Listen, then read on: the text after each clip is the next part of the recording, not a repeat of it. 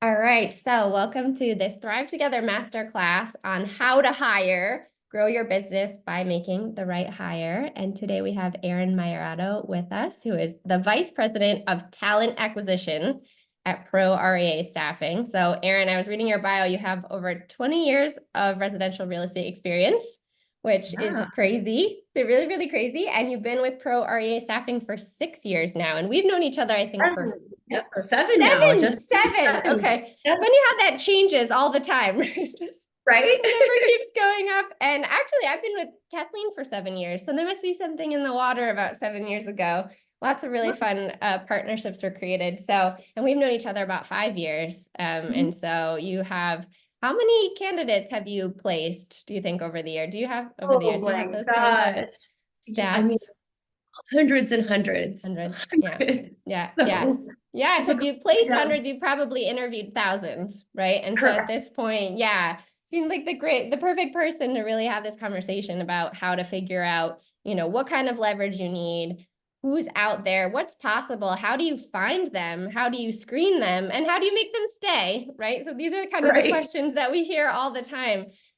So thank you so much for being willing to come here and share your expertise with us today. My pleasure. Thank you, Laura. Yes. All right, let's get started. So something I hear fairly frequently, which I'm guessing you hear all the time, is really this question of like, I know I need help, right? Mhm. Like I'm maybe a single agent or an agent that has a TC, or even it's kind of a small team, and all of a sudden, I'm running here, there. I have way more to do than I could possibly take care of in a single day, even working, crazy hours. I am dropping the lead on follow-up, right? To dropping the Right. ball and follow up to leads, right? Like there are all these people I know I should be talking to, and I just don't have time. I need help. What comes next, right? Like, how do I know? How do I figure out what kind of help I need, and what could that person even do for me? So, where do you start when someone kind of comes to you, really just needing some kind of assistance? Yeah, well, we take have a really solid conversation and go through, what they're currently doing, what their business looks like, what their future goals are, and then identify like, are they using a transaction coordinator at this time already? Have they had any support in the past? What worked well, what didn't work well? And if they've never hired someone, then we talk about, the most recommended ways to do things like that. So it's just kind of getting a really good snapshot of where they're at, what their pain points are, and what Mhm, they're mhm. currently doing for leverage within their business, if anything at all. Yes. Okay. So then what are some of the main pain points that you see when people come to you, like really, really in dire need of leverage? Yeah, it's a lot of times it's paperwork, right? So a lot Mhm, of mhm, paperwork, a mhm. lot of preparation and planning, and all those little details like setting them up for success, confirming appointments, preparing listing presentations on their behalf, helping with the CMAs, or, helping with client care throughout the Mhm, transaction, mhm. throughout that process, all the way down to helping coordinate and plan open houses, getting the marketing set up, um, and even the follow-up after the transaction is closed, right? Who's managing the database? Things like that. Because, some agents have a lot of things just in their head, right? Like it's not formally written down Mhm, mhm, anywhere, mhm, mhm. or their contacts are all in their phone. So we talk about ways to help leverage their time in hiring the right type of candidate for them, and we're looking for those specific skill sets. Okay, so there's really not like a one size fits all when it comes to support. It really depends on where they're really feeling like they're losing a lot of time, or they're wasting time. Maybe there's an area of the business that's not really their strong suit, right? And Right. so, especially like maybe the follow up, because they're so busy, they love talking to people. And so they're really caught up in the moment. And so some of the details of the like confirming appointments just is like nails on the chalkboard. So in that kind of case, that's where you really focus with them, is on, what their particular needs are in the business for leverage. So what are the different types of support that someone can get? I mean, you mentioned like TC would be kind of maybe the first go-to place for leverage, because that's like a part of the workflow that you can just sort of like outsource, right? Like take a complete whole and hand it off to someone. And what are some of the other kinds of roles or jobs that you hire for? Yeah, exactly. So, I mean, the first thing any agent can do to take the heavy lifting off, if you're not already using a third party TC, is get yourself a third-party TC. And then beyond that, the position that we recommend hiring first is always going to be that backbone or that structure within your business. So typically an assistant to help manage, the day-to-day activities, keeping, the agent on track and keeping them in their top 20% of income producing activities. And then that assistant can kind of step in and handle the details in between. But let's say you've already got an assistant and you have a TC.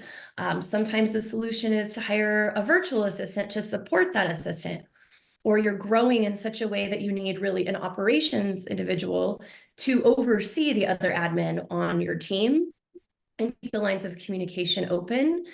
So it kind of it sort of depends on the goals of the agent, right? How many transactions are you doing? What's your volume look like?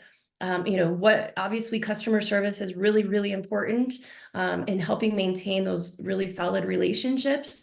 And so kind of taking a look at the trajectory of the agent's business and where they plan to go and what has been working, and again, what has not been working, and maybe what we can modify for them. Yeah, and I think one of the things we're also seeing now is a little bit of needing help with like boots on the ground things. Maybe like I've seen some agents recently like really looking for like a mini me to be able to go like show property or like open doors or kind of an extension of themselves, like a little ambassador of their brand and similar. So similar kind of types of activities that they would normally do, but now just they're able to do more of them, kind of a thing. Are you seeing Yes. that as well? Yep, I definitely see that. I see, requests for showing assistance. Mhm. So, a person who is solely dedicated to showing property, really that's the area that they enjoy about the real estate business, is engaging with people and helping, find solutions or provide the solutions to the clients that you're working with. Really impeccable follow-up skills and communication skills.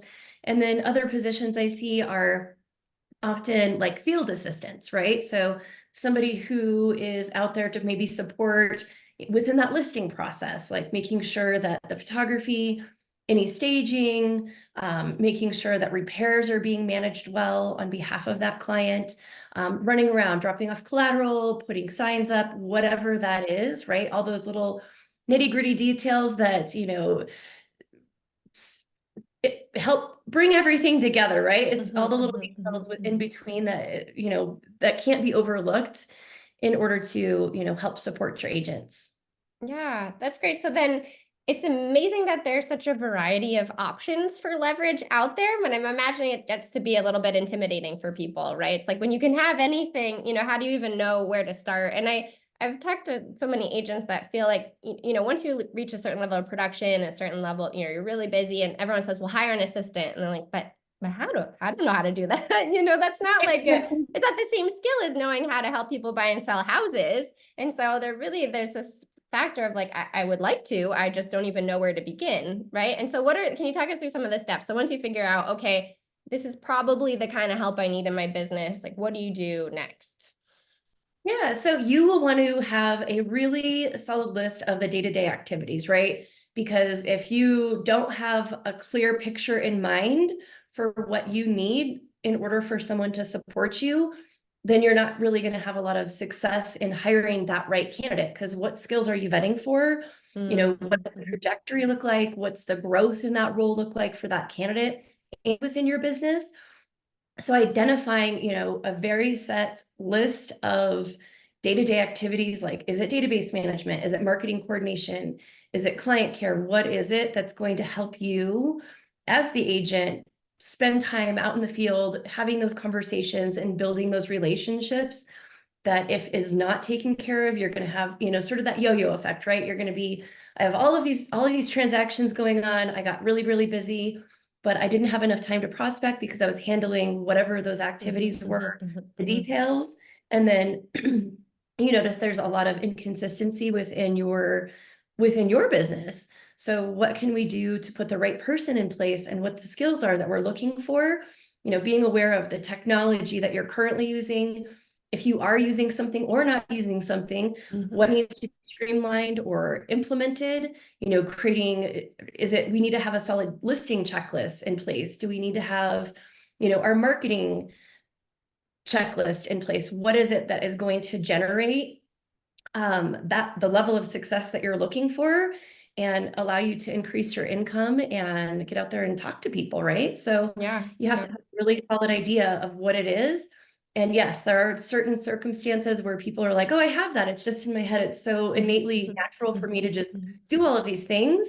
That's wonderful. But when you hire someone, you're going to have to really take the time to sit down and articulate, like, these are my steps that I like to take, or obviously work with someone like you, Laura, because I know you're really amazing at putting systems together on behalf of clients as well. Yeah, thank you. Because I mean, that's one of the challenges for sure. Is like by the time you really need that help, do you Right. have time to sit down and get it out of your head, right? I mean, it's like one of those like a little bit, you do have to slow down a little bit or at least dedicate time to that in order to be able to speed up because that person can't really help you if you keep it still in your head, right? And then oftentimes it's just like it's just easier if I do it or just faster if I do it or you get Right. frustrated because they don't know what to do and they're just sort of sitting around waiting because you haven't gotten it out of your head. So that is something that we do help with is sort of get it all Yeah, out. Here's a checklist, here's a list of tasks. Because as you're saying, I mean, the clearer you are about what you need, the easier it is to attract that right person. And so I think we've seen agents, they're like, I don't even know where to begin. And then once they begin, it's like their letter to Santa. Like, I want someone to take care of this, and I want someone to take it, it's like this wish list, this project wish list that keeps growing. And so we have to like rein it in a little bit. But once they get the idea of what leverage could look like, it's definitely very, very attractive. For sure. absolutely. So then I know you help people, you write beautiful job ads, right? So how do you put together this like attraction piece, right? I think you've talked about it as like a marketing piece to get that person excited about doing the tasks that you need them to do. Like, would you have a formula for that or how do you put it together? Yeah, absolutely. So I spend a lot of time working with my clients up front to go over their mission, their values, their vision. What are some things within their office or organization that are really important to them, like their values, obviously, their mission, their goals. And then, what does the day-to-day look like? Is this, are you working within a really busy, chaotic office? Are you working, more independently? Is everybody working from home? Is it hybrid? Kind of get all the skills, the characteristics of the individual, kind of the whole enchilada, so to speak, right? We want to get a very solid picture so that we can articulate to the candidates in those job ads what they can expect up front. And it does, I mean, creating those customized job ads versus just, a bulleted list of these are the activities, here's the salary, this is the location, really attracts like-minded candidates. So the more you spend upfront in time, sort of building in clear and concisely, obviously, we don't want to get too carried away, but this is kind of a strange rule of thumb, but it should never take someone longer than maybe 30 seconds to read through your job ad, because then, it's just the attention span of candidates like looking through jobs Click, online. click, click, click. Yeah. So, you don't even necessarily have to put, like, if you have your job title, when you're posting a job, you put real estate assistant or director of operations, right? You don't often need to reiterate that in the first line of your job because they knew what they were looking for, right? They're in that category. So maybe you start off like, join a team, of like-minded professionals. These are our goals, mission, value. We're looking for a candidate who, takes the initiative, who has really strong attention to detail, who's got more of that entrepreneurial mindset, and kind of lead that way because it's a marketing tool. That's all it is.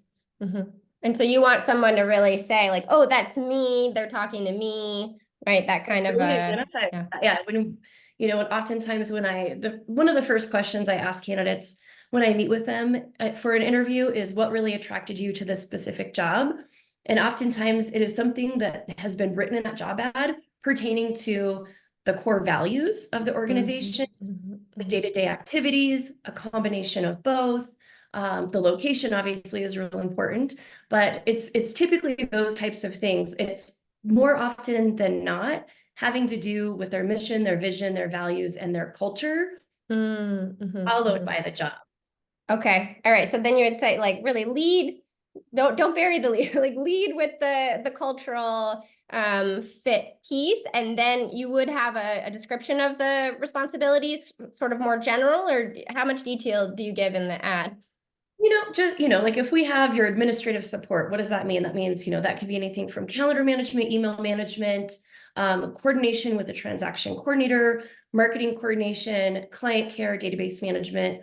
But then if there are specifics, like maybe it's a listing coordinator or a listing manager, we're going to dive into details. Like, what are we expecting? Does this mean we're drafting contracts, handling any sort of negotiation? Are we preparing counter offers? Are we presenting, creating collateral to present to the sellers pertaining to the offers that have been received? And then you can kind of break it down, but it shouldn't be an overwhelming, it's just a snippet, in other words. Real easy read and say, for somebody to read that and say, oh, that sounds like fun. I have a lot of experience doing that. This sounds like a great fit for me. Yes. Okay. So it does. We obviously want it to be truthful, but that's just enough to pique some curiosity, right? Because if I'm imagining if it gets like mundane, and then you have to go take out the trash, and then you have to like I don't know, Right, clean yeah. out the inbox or whatever, you're gonna lose people probably. The Yeah, you excitement. don't want to overwhelm your reader, right? Right. It's Right. just Right. telling any other story. You don't want to overwhelm the reader where they're like, okay, this is too much information. Yeah, yeah. Okay, so now we've gotten, we've put it out there what we're looking for. We've attracted several, hopefully dozens of candidates. How do you then screen them? Like what happens next? Sure. So we post on multiple job boards across, several different platforms to include, various forms of social media. And automatically, people are going to start applying to those positions. You'll get a wide range of applicants, right? Not everybody is necessarily paying attention to the job that they've applied for. But Mhm, what I have noticed that really works well for us is we like to use ZipRecruiter most mhm, frequently. mhm, mhm. We've used other, avenues such as LinkedIn, Indeed, Glassdoor, and our jobs do syndicate across multiple platforms. But I would say our primary platform that we generate the most success from is going to be ZipRecruiter. Okay, nice. That's really interesting. And so then once you get the kind of resumes in or the applications in, what sorts of questions do you ask? I mean, how do you even go about screening people? So the first thing obviously is we're reviewing resumes. And in those resumes, we're looking for, does it tell a story? Is it formatted well? Is it free from errors? Does it make sense, right? It's putting together the pieces of the puzzle. But once we have somebody in hand, and we're also sourcing on our end, which is really Nice. reaching out to candidates who aren't necessarily even looking for a new position, but we're bringing the opportunity to their attention because based upon what we can see on in any online profile that they may have, they might be a really solid fit. And you never Mhm, know, somebody, mhm, could be looking without actively looking, mhm, or, mhm. be interested in trying something new. But what we do to start screening candidates is we send a very concise skill assessment, usually anywhere between 10 to 13 questions, just getting some general sort of instances out of the way, like their location. Is the salary something that is within an exceptional range from it? Is that what they're looking for? Their commute time, things of that nature. And then depending on the position, we've actually built customized skill assessments where we're Mhm, looking for attention to detail, um, problem solving skills, walk me through your process of said activity, how does this particular position fit into your long-term career goals? There's a wide range. I mean, if it's a marketing position, we're asking them to put together, a flyer or some work product and share mhm, examples of that. Are they licensed? Things like that. Just kind of that initial upfront, we're going to get to know enough about them to mhm, determine, the next step with them. In all of our skill assessments, candidates need to achieve at least a 90% or greater to move forward. And a lot of that has to do with the attention to detail, punctuation, grammar. I mean, we're recommending people complete this on a desktop or a laptop versus on a mobile device, right? There's a little bit more control if you're using more of a formal, technology to do mhm, so. And then, once we're going through that, it's a funnel. So we start there and we continue to weed down. So mhm, if they're not mhm, passing that skill assessment, they're not moving forward to that next step. The next step for us, once somebody does pass that skill assessment, is to meet for roughly 30 minutes over Zoom.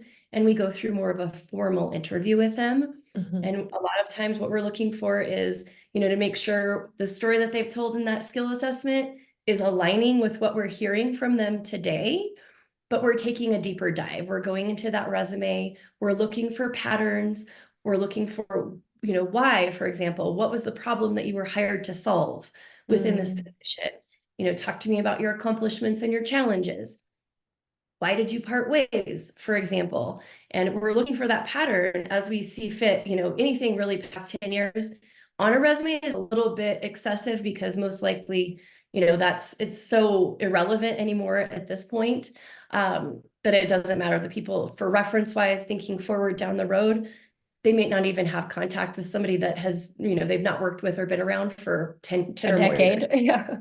A decade. Right. So yeah, people change, can change, evolve over time. So you want like the most recent kind of data or Yeah. context. And so you ask a lot about, yeah, what they were hired to do, accomplishments, and then why they moved on. That's Yeah, usually like the your challenges. So we're looking challenges? for what challenges did they face? How did they overcome those challenges? What did they accomplish? And then we're also thinking, what were you initially hired to do? Mhm. And does it match Did what you? you accomplished? And this is where we kind of, if you take a step back, if they were hired as a marketing coordinator, right, in that role, but what they found themselves doing was creating standard operating procedures, was there a misalignment when they initially took that position, right? So that kind of touches back on why it's really important to have a clear set of day-to-day activities and what needs to be accomplished within your business, right, before you hire. Are there any red flags that you're listening for and you're, hearing these answers, or is there anything that you're, Yes, yeah. absolutely. Red flags are they speaking the language of talent? Were they carried forward? What, like maybe they were working somewhere, their lead agent or their boss, left to go and move on to another company and they pulled them with them. Are they continually getting laid off? What's going on there? Are they speaking poorly about their coworkers or their boss, right? Like, because that's not going to change once the next interview comes along. If they're looking for a new position down the road, if they're continually saying not very nice things that are probably inappropriate, we're handling that conversation with care, right? Those are definite red flags. And or how they show up, right? Do they show up professionally, or do they show up just looking like they rolled out of bed? Yeah. And how seriously are they taking the opportunity, and how polished? Because then that might also be how they show up with clients or in different contexts. So yeah, so you want to see them that this is their best behavior, at least, Exactly. they're putting their best foot forward for sure. So Yeah. I'm imagining that it's pretty at this point you're really screening for job fit, right? Or like, do they have the skills, right? The skills test. Do they have the experience? They're giving situations where they're showing that they have the experience and they know that they're thinking about how they handle things. Is this also when you try to screen for culture fit, or is that later? And how do you do that? Yeah, absolutely. We're always screening for culture and coming in line with, the job ad, it's mentioned there. When we're asking them about the ideal culture or environment and where they thrive, are they clear and concise? Do they know what they're looking for? Everybody wants to work with others that they know they'll get along with and in a place where they feel like they belong, right? So we definitely uncover that, and we also take a little bit of a deeper dive. Give me an example of, a time where you worked with someone that you didn't get along with. How did you handle that situation? Give me a time where you felt you had a really positive working relationship with your employer. What was it about that relationship that made it so successful? So we're looking for things like that, because just asking straightforward, what is the culture that you thrive in? That's step one, but there's many other questions that you can dance around and continue to have them tell their story. I can like get that fuller picture of, kind of what is a match. I think I'm We're looking imagining, oh, for good. Go ahead. We're looking, sorry about that. We're looking for clarity, right? Are they being clear in their communication? If they are dodging questions, if they're redirecting those questions, or, answering a question that wasn't even asked pertaining to, those are other red flags. And that kind of gives us the impression that the person either has not done that before, maybe they're not being honest or truthful in that situation, I'd rather have somebody say, I've never encountered this before. I'm not sure, but these are the steps that I would take to figure it out versus, sort of dancing around that question. How do you, as an interviewer, I mean, maybe it's different because the person knows you're, well, I guess let's say they're not going to directly work for you later on, but they know that you're going to report back to the person they would directly work for. But like, how do you build rapport with candidates and get them to really open up and be truthful? Or is that, or is it better to kind of keep a distance from them? No, I mean, we keep it professional, but we also keep it very relational because we're looking for those long-term relationships with our candidates as well. So oftentimes in interviewing, right, everybody's nervous. That's just a general rule of thumb. Nobody loves waking up and saying, "Oh my gosh, I have all of these interviews today that I have to do. I need this new job." I can't wait to talk about myself and have my future employment be on the line. Right, right. So having them feel as comfortable as possible, right, is really important. So we set them up for success when we say, we're scheduling a video interview with you. There's information that we send along in that particular that helps set them up for success. It's not like giving them the answers to the test, but giving them an idea of what to be prepared for, the length of time that it will take, letting them know we're going to be recording that interview. Things of that nature so that they feel confident and comfortable, right? And then before we even begin that interview, at least the recorded piece, asking if they have any questions before we get started, right? Maybe there's something that they're just like, I am dying to know about this or that particular I saw on the job ad. Can you tell me more information? So that they have they're putting their best foot forward. There's not a lot of mystery or guess into what they're interviewing for if for any reason there's something that's not clear. Yeah, I like that idea of the best foot forward, or, setting them up for success because otherwise, it's not like a gotcha, right? And some people No, just, I think about people who, just are natural, like not natural test takers. And so it's tests are really the good way to evaluate their success. Some people are more comfortable doing and in the real scenario, and we don't want to count those people out just because the right. interview is, making them really nervous. So sort of like, yeah, you're setting the scene, the conditions for them to be able to show up at their best, and then afterwards it's on them, yeah, to come through it themselves. Yeah. And I like this idea also, as long as you're answering with integrity, right? And Yeah. you're, being honest about, because that's also how you would want someone to treat your clients, right? It's like, it's much better if someone calls and they have a question and you say, you know what, I'm going to get right on that. I don't have the answer right now. I'm going to make sure I go get the answer rather than make something up. You know what I mean? Yes, They exactly. need to have an answer. It's always okay to say, I'm going to go get that answer for you, and call them back. So it's interesting how Exactly. those traits, they show up in all the different areas of our lives. Okay, so we're screening for culture. We're making sure that values are aligned. What happens next? How do you report back to the client and kind of give them a summary of who Sure. you've So met with? I mean, we finish all up our, before we're sending our information over to our clients, we're summing everything up with a DISC assessment. Because we want to make sure, at that point, everybody in real estate loves discs. We love discs. So we just kind of want to make sure that what we think, because obviously it's usually very obvious when you're speaking to somebody that's more administrative than you are speaking to somebody that's more sales based, right? Or marketing based. You Very, can kind of take guesses about what someone's disc profile. That's like one of my fun I love my it. Yeah. secret pleasures is, yeah, to like guess someone's disc profile before they take it. Yep, exactly. So we're just making sure it all aligns, right? Because all of those things, kind of those ducks do have to be in a row before it would make sense for us to introduce any candidate to our clients. And then from there, we coach and lead our clients through the process of validating the desk, right? Because rather than asking, 15, 20 behavioral questions, which it's still okay to ask behavioral questions, you're going to get down to the nitty gritty of who someone truly is by validating their discs. And it opens up a little bit more rapport so that you are not, sort of, some people are just really strong interviewers, right?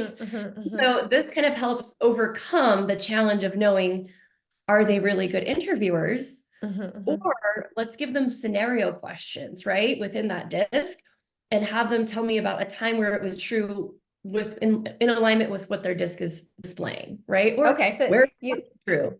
you pull up the disc report and then you say, okay, according to your profile, this is something you're really good at, or this is something you like to do, or something that scares you. And then you say, is that the case? How do you validate that that's Yeah, we have a step-by-step guide that we can help support our clients through that process. It's very informative, very simple, and very quick. And ultimately, if your disc is saying, said person, does not take criticism well, you should never be taking that for face value. You will ask them about a time where they received feedback that they did not agree with and how they handled that situation, as opposed to assuming that that's true. Nobody right, really enjoys criticism, right? But some people right. have grown professionally to know, no, I really enjoy feedback. I enjoy constructive criticism because it helps me grow professionally. And if I'm not doing something that's meeting your expectations, I need to know because I don't want to continue to do that thing. Yes. And then, Versus the maybe I want to know it in private, or maybe I want to know it, in this particular way, but yeah. right, exactly. So you're learning about them more so than just taking that for face value. Because really, at the end of the day, you do want to get to know your candidate. You do want to spend time with that person before you present that offer, because it would be terrible in the first week or two to be working with a candidate that you hired who you did not take the time to investigate fully, and then come across little inconsistencies, whether it's the job match, the skill match, the goal match, the culture fit, and or the growth path, right? Yeah, and we've seen it happens a lot, I think, because real estate is so entrepreneurial, but it happens a lot that, agents, teams, they're like, we need help. Oh, my neighbor's friend is looking for a job, so they can help me, and they're like, here's what I need. And so it seems like a fit because they need work and we need help, but it's almost always a recipe for a lot of disappointment, a lot of tension, right? Because it's like, even though it seems like a quick fix, by the time you've now invested in kind of coming up with the arrangement, training them how to do it, you're 2 months in and you realize, oh, this person has never used Excel and like all of my systems are in, using spreadsheets or Yes. whatever, or whatever. It's one of those things really, sometimes you want to go so quickly. You want that help now. You're like, you're trying to keep your head above the water and you're like, I'll take any life raft I can get, but then you realize pretty quickly it's going to end up sinking you because you don't have the time to invest in doing this again and again and again. So I appreciate what you're saying about like really seems counterintuitive, but take your time Take with your that. time. Yeah. I mean, don't take too much time, not like, months and months when working with a candidate, because really talented people make decisions pretty quickly. Yes. The number one thing I see in mistakes, just as you mentioned with hiring, is certainly, so-and-so friend, whoever it is, family member can fit the need, but they haven't taken enough time to really they might like that person, which kind of leads Right. me to the other point. It's like saying, okay, so I have this job ad out. I called this candidate in. Their resume looks great. We had this great conversation, but what did I really learn? Did I just kind of go off of, oh, they like dogs. I love dogs. I think we should work together. Have they really taken that time to investigate who the person is, their skill set? Do they recognize their own blind spots? Have they brought anybody else into, sort of like a coach or a mentor in to help them understand who that person is in front of them? And that's why, that's the number one reason we're typically contracted, is because agents have gone through this process of constantly hiring over and over and over, and they're going through that training, and then it ends up not being a solid fit. So, retention is a huge one, because the wrong hire can be more expensive than taking a little bit of extra time up front to ensure that everybody is on the same page and that they're aligned. Yes, and that idea of, well, we get along so well, and it's like we love people who are similar to us because it's easy to build rapport, right? And we see ourselves and we feel really comfortable, but that's not always someone who's very similar to you isn't always what you need or what the business Exactly. needs at that point. And so it's that kind of balance of course you want to get along with this person. You're going to spend a lot of time with them. But it's not just like, that's not even maybe even the main criteria, right? That it's like really making sure it's a fit in all the areas that we mentioned, the job fit and the culture fit. We haven't talked yet about goal fit. Can you I know that that's really important for you, for your whole Oh, yeah. company in terms of who you identify as, like really making sure your goals are aligned. Can you talk more about that? Yes, absolutely. So oftentimes, what agents are looking for is someone who loves to support, right? They Mhm. see themselves, maybe they're an admin now, they'll grow and build upon their skills. Maybe they transition into that operations manager or director of operations. But then we get candidates coming in, right? Where they're like, ooh, I can support this agent. I've got all of the skill set that they're looking for. I've always thought about being an agent myself. I think I'll start by learning from another agent Mm. how to do these things. And so the problem with that, right, is agents don't want to train their competition. And oftentimes, what a candidate is not recognizing is that the skills that they're learning by supporting an agent are not the same skills that it takes to sell real estate. So they're not going to be exposed to that end. But then we're also looking at the past. What exactly has this person been doing? Have they ever held a sales role? Are they purely administrative? Are they saying, I would love to sell real estate because they think that will get them the job, right? Do they recognize what's going on and how can we help them be aligned? And I've had people that are like, no, I don't ever want to sell real estate. Like I have the license. Maybe they tried it before. It was just not in their wheelhouse, but they really love being behind the scenes. And so we're asking questions throughout that interview process to make sure, what brings them joy in their work, right? Is it getting out, mingling and socializing with others? Or is it, I'm meticulous. I have a great attention to detail. What brings me a lot of joy is organizing everything, color coding it, making sure it's in order, right? Right. Versus like, I identify. I identify. there's two, you can just kind of tell.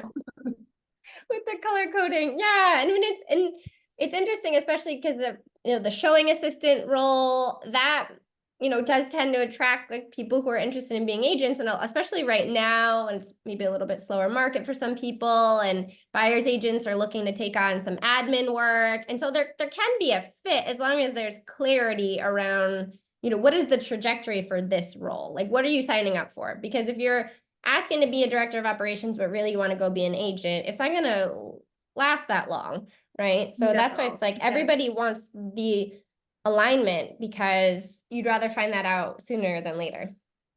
Yes, it's incredibly important to discover that up front than it is, 6 months down the road. And oftentimes we're like, tell me why you got your real estate license. What was your initial plan? What have you learned? Where do you see yourself? So, it's Right. all about asking really open-ended questions, getting the candidate in really good dialogue, because people will just naturally start, they're talking about themselves. They're going to naturally start either being in alignment and what they're saying is factual, Consistent. Yeah. consistent, right? Or you'll start noticing like little rabbit holes that they're going down. As they're veering and they course correct and then okay, interesting. Exactly. You get to see a lot about human behavior in your role, which is, I'm sure, is very interesting. I Oh, think, yeah. did we read that book for the book club once, the Talking to Strangers book by Malcolm Gladwell? You remember that? Yeah. So, I yeah. think we read that together for the Prorate book club, but it was so fascinating. You guys who talk to so many people all day long, and your job is to identify like what is the truth, or at least their truth, and sort of dig through all the cues, the verbal, nonverbal, the story, you're like detectives, you're Yeah, human behavior detectives, which is really fun. exactly. And I think another thing is if somebody can't answer the questions that we're asking clearly, right? Like they're vague or not clear, or the one that troubles me the most is when, tell me a little bit about your day to day. What are your top responsibilities? And they say, I just handle all the admin stuff. Can you tell me a little bit more about what you mean by that? Tell me, have you developed a system, process, or procedure? Have you streamlined something? Have you implemented it? Tell me more about that situation. And if it's difficult for you to get the details out of them at this point, it's going to be difficult for you working with them to pull the details out of, did you have a conversation with this client? What did they say? Oh, yeah, we talked. Oh, yeah, no, I'm meeting Bob over there at 2 p.m. We're going to go through the house, make sure everything looks good. get the photography, whatever it is, right? They have the ability to communicate. They have the ability to give you the color that you need so that you don't worry, are the things that they're responsible for actually being Right. accomplished or not? Right, right, because that helps build trust, right? The way that Yes. they communicate in terms of the level of detail and their the accountability piece is that there's a very, you could see the relief when people know, okay, what I said was heard and is going to be executed and reported back. And that's really when that level of trust is there and that like 360 communication, that's when you experience the leverage. It's Exactly. down the line, you know what I mean? It's the right person and it's the right amount of, processes in place for communication to be able to get to that point. And everyone tries to rush there, but it's it's one of those things that can't be sped up at certain point. And I know that you've also talked before about really the value of helping people identify their goals and being able to support them in reaching them, and that creates a lot of loyalty. So I think that's one thing, you hire someone to do a job and that's really great, but if they're talented, you want to keep them. You want to keep them excited about coming to work for you for a long time. And so you've talked before about like really the value of asking them, what do you want? And how can I help you get there so that you kind of grow together? Yes. So, I mean, that kind of stems right back in. Can the business support the financial goals and the professional goals of the person that they're hiring? Does it align with what they need, what they're looking for? Does it align with what you as the agent needs in the person that they're hiring, right? Because obviously, if there's a misalignment in any one of those things, it usually ends up being somewhat of a disaster down the road. So again, it's really just such a better decision to uncover those details and really get down to the meat of it before you make that offer, because it's a little bit more challenging to remove someone than it is to spend a little bit more time with them up front and making sure Definitely. they're like, I want to buy a house myself. My family's never owned a house. I want to buy a house. Okay, well, tell me a little bit about what you need financially and how you see that, panning out. How soon are you looking to buy a house? It's kind of the same thing, right? When you're talking to a candidate as you would almost be to a buyer or a seller. You're looking for the goals that they want to achieve within their life and making sure that your business can support them. And you're also sharing your goals for your business, what you have in mind, how they fit into your business, where you see this position going. Yes. Yeah. And so it's really, and certainly less painful to kind of have that alignment conversation up front rather than like course correct. So there are so many factors to consider that we're talking about, right? I mean, it's like job fit, culture fit, goal fit, making sure I like the person, making sure they like Yes, me too, exactly. the logistics of the commute and all the salary. But then, once you're close and there aren't any red flags, I also appreciate what you're saying about making a decision, right, and taking action, because we've seen, especially recently, people are sort of hesitating, they're not making an offer, and then the talent snapped up.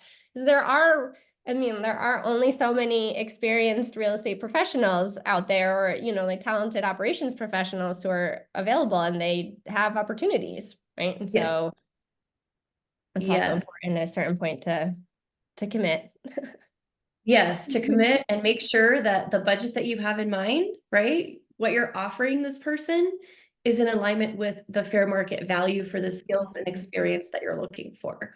Yes. Because there is not going to be, if you're in your mind, you want an incredibly high level director of operations who's been working within the industry, who's managed their admin, who has that license, who can also step in and serve as more of the compliance and TC, and your budget is 85 or $100,000, for example, just in Los Angeles, that person, that skill set is going to be significantly more. And you're not going to be able to pull someone else away from another team who has that experience that you're actually looking for to come and work for you for less. Or the alternative is to be, what areas of growth and where am I willing to train, right? Meet your budget. What type of Yes. experience can I consider alternatively? There is a solution. It doesn't have to be all or nothing. Do you draw the parallel of like, the fair market value for a property, what a seller thinks their home is worth, or what a buyer thinks they can get a property for. It's the same thing, right? The agent's Right. like, Yeah, exactly. I want this like luxury apartment at a, you know, discount rate. I'm like, okay, all right, what are you willing to compromise on, right? I'm like, what are you willing to, Exactly. what's That's the must exactly it. have, you know, what's the need to have, the must have, and what's just the want to have that we could take off your list. So it's funny, they're sort of the same process they go Everybody, through it's with their own natural. clients. It's natural human behavior, right? We all want everything and we all want it for, the most reasonable price that makes sense. Mhm. But, at the end of the day, we have to either, stretch ourselves or dial it back and be a little bit more realistic about what makes sense for us. Yes, and I love that you put out the salary guide, right? That Oh, has sort of, yeah, the annual salary guide that you send out, and it has the basically like the average prices or average salaries and wages for the different roles across the yeah. country. So The that's helpful. wages, it covers everything across the country. So salary, like a low, a medium, and a high, depending on what that skill set that you're looking for is. It goes into benefits. That's really important Yeah, to candidates. benefits. Yeah. Medical insurance, or do I get a stipend? Mhm, What mhm, holidays do I have off? What's my paid time off look like? Do I get sick days? What does that mean for me? And do I mhm, have flexibility? Do you want me to be flexible, but are you providing me with that flexibility that I'm looking for as well? Can I work from home 1 or 2 days a week? Is this a fully remote position? Or do I need to consider that I have to go into an office every day, right? mhm, mhm, Kind of mhm. like all those little factors that make a job appealing to the candidate. Yes, yep. And then there's also something in there about bonuses, bonus structure. So really that guide, we can, you Yep. know, send a link to it, but it's really, really helpful for people because like we hear that a lot. Like, what do I pay this person? How do I structure my offer? What do I, what do we even, how do we formalize this relationship and this arrangement? And so that's a really great resource that you have. So then once you pull the trigger, you make the offer, they said yes. What do you do now? What are some of the recommendations that you have in terms of kind of ensuring it's a success, or like how to, as you said, like you set them up for success in the interview process. How do you set them up for success in the job, or how do you recommend people do that? Sure. So I want to back up just a touch there. So Oh, sure, outside sure. I on sped it that, up. I went too quick. okay. It's okay. It's okay. I love your thinking. So, outside of the validating the disc, you're also going to be conducting some sort of formal skill set test, Mhm, either in the office or if it's a remote position, assigning them some tasks, right? You want to learn, they said they're really good at listing paperwork or creating a flyer. You want to have them provide an example, as an example, to kind of get their baseline minimum level skill set. Like, where are they at? How am I identifying the areas that they need to be trained on to meet my expectations? Because you're not looking for perfection at that point, but you want to understand they said they could do this. Can they really do this? Whatever this thing is, right? But we're also checking references. So yes, we're going references, back. It's the one huge. everyone likes to forget. Yeah, don't skip that step. Making sure at that point you're confirming what you believe, right? By speaking to a previous employer, you're confirming what you believe to be true. And that's another area that red flags can be addressed, right? If something is not consistent, or you can sense something unique took place within their past position, does it align with what Unique you've been and told? Right? Does it make sense? And then how you can, once you've made that offer, getting them set up for success is having a very clear plan on the first 90 days in, what we're training on, the cadence of that training, the expectations, what does that look like? What are some goals that we need to achieve in the first 30 days, 60 days, and 90 days to ensure that we are in fact going to have the success that we're looking for together? Because it's more or less, people look at it like, they're my employee, but at the end of the day, they're more or less your partner, helping you achieve the goals that you want to achieve, and you're helping them achieve the goals that provide them the most joy. Yeah, I mean, I think some people like the idea of like, well, I'll just hand it off and go back to what Right. I'm doing, and that's why it really is an investment of like a little bit of slowing down in a way to invest the time, so that then you can hit the ground running, and really take off. But the dump and run strategy doesn't work for anybody, right? And so that's what you're saying about it being a Yeah, partnership nobody is can read your mind. Nobody nobody can can read read your your mind. mind. We haven't, AI hasn't figured that out just yet, but Right. anyway. Maybe that's where we're going, right? And so it's an idea of like, okay, you know, you've made the list of what you want this person to do. How do they do it? Right? Like what does success look like for that task? What are you exactly looking for? How do they execute? Do they have questions? How do you know that it was completed? Right? How are they reporting back to you that it's been done? So there's like transparency of what's been done, there's accountability and all of it. And so this is really a skill, you know, as you're hiring, you're stepping into a leadership role, which requires, you know, attention and intention in order to actually truly benefit from the leverage.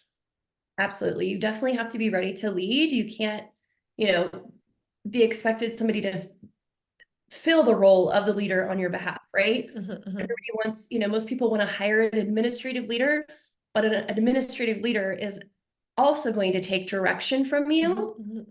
You need to be prepared to provide feedback, to, you know, course correct sometimes, to, you know, deliver information and have a regular cadence of communication. Maybe that's a daily check-in call. Maybe that's a recap email at the end of the day. Kind of you start building that trust. And the best way to do that is by holding everyone accountable for the goals, both the agent and the employee, right?